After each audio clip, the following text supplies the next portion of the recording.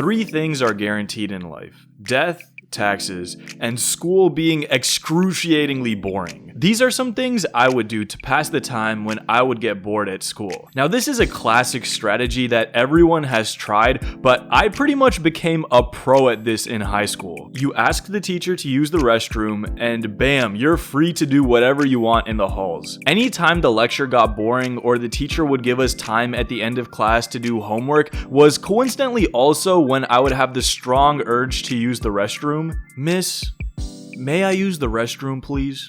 And as soon as she let me go, I was free. I put my headphones in and started wandering to school. It was strangely a very peaceful and meditative experience. The best days were when I had friends who had lunch the same time that I had class, and I would ask to use the restroom and just go hang out at their lunch table every day. I pretty much just had 2 lunch periods that year because my teacher did not care how long I was gone. And I think the problem with walking the halls is that over time I would really test the limits. Now, don't get me wrong, I was a good student, but I find it extremely hard to pay attention when the teacher is being boring. So at first the bathroom breaks would be 2 minutes of me walking the halls, then it would be 5 minutes, then 10, and it got to the point where I was pretty much gone for half the period. I remember one time I just pulled up to the library and watched half of one of Dave Chappelle's Netflix specials. Anything to get out of physics. I remember I kind of became known for doing this among my friend group, and I started influencing my friends to do the same,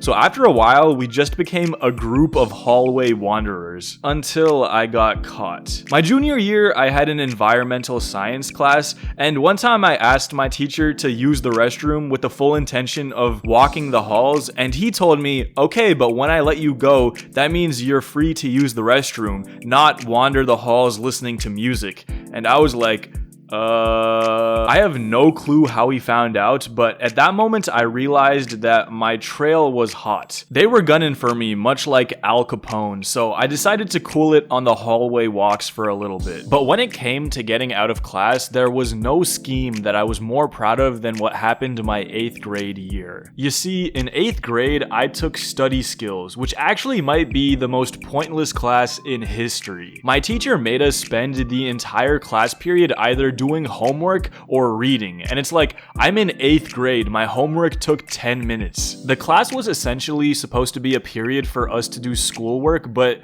it's middle school. Like, what are we doing? So me and my friend in that class came up with a scheme that even Danny Ocean would have to be proud of. For like a month straight, we told our teacher that we needed to go to our Spanish class to work on a project, but our Spanish teacher was super chill, so we just would pull up to Spanish class because all of our friends were in there and goof off in the back of the class. Eventually, our study skills teacher got a little suspicious because we were leaving like every day, and she asked us to show her the project, but we actually did have a completed Spanish project that we had done months earlier, so we just showed her that, and she was like, okay, have fun in Spanish. It was also in that study skills class that I became goated at computer games. Like, first off, if you were in middle school in like 2018, you were on the Shell Shockers grind, and I was goated at Shell Shockers. Like, I would clap you easily. Me and my friends would gather in the back of that class and pretend to be doing work on our Chromebooks, but actually just be obliterating each other on Shell Shockers.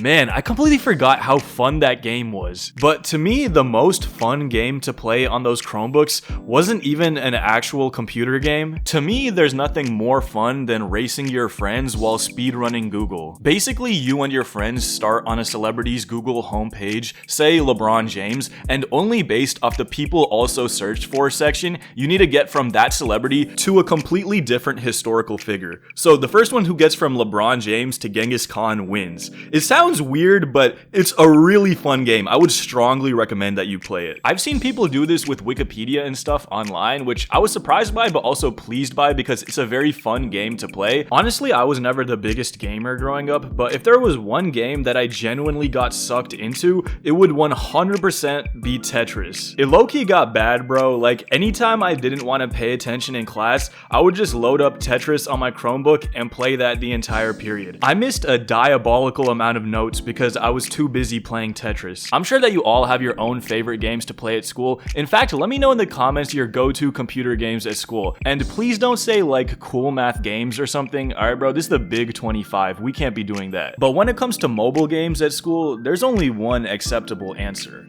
I'm talking about Astro Party, baby. Seriously, bro, if someone didn't bring their iPad to school and you gather around with 8 of your homies and just play Astro Party all day, you truly haven't lived. Bro, I'm a grown man, and even just watching this gameplay makes me want to go play Astro Party with my friends. But perhaps there's no greater activity to do when you're bored at school than doodle. Bro, I was actually a doodling fiend. Any paper, any homework, even on tests, I would be doodling all over it. In fact, I just found one of my old sketchbooks from middle school. I used to bring this with me every day to school. Let's check it out. I mean, just look at the inside flap. What precedes is only greatness. I remember I had this vision of creating this clothing or apparel brand called Cell, and these are just some mock-ups I did. I must have been in 8th grade at this time. These are just some more chill doodles I did. Check this out. May 2019. Haven't written in this thing for a while. It is May 2019 and I'm about to make it big. Mark these words. What can I say? I was a visionary from the start. Alright, this is what I like to call the schizo page.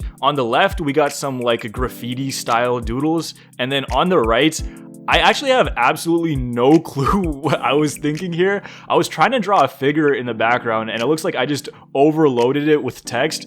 First off, is that the Old Town Road lyrics at the top, transitioning into the real Slim Shady, and then just gradually devolving into nonsensical ramblings? This is what school boredom will do to you. Then we got some more graffiti style doodles. I actually really like these. But yeah, as you can tell from these doodles, I was not paying attention in class in 8th grade. I mean, still was a straight A student though. We not forgetting about the 97 on the Algebra 1 EOC. Now, I'm gonna let you in on a little secret because I'm such a nice guy. If you're trying to impress a fair lass at school, I'm gonna show you a character that I used to draw that, for whatever reason, every girl would go crazy when they saw him. I call him Donnie the Dog. This guy got me so many Snapchats back in the day. He really is the greatest wingman I ever had. And I feel like I shouldn't gatekeep him because he truly is the Martin Luther King Jr. of wingmen. He has a dream that every guy or girl can impress their crush with a single doodle. It's really simple. You just draw the head, draw the snout, draw the mouth, draw the face, add some dots,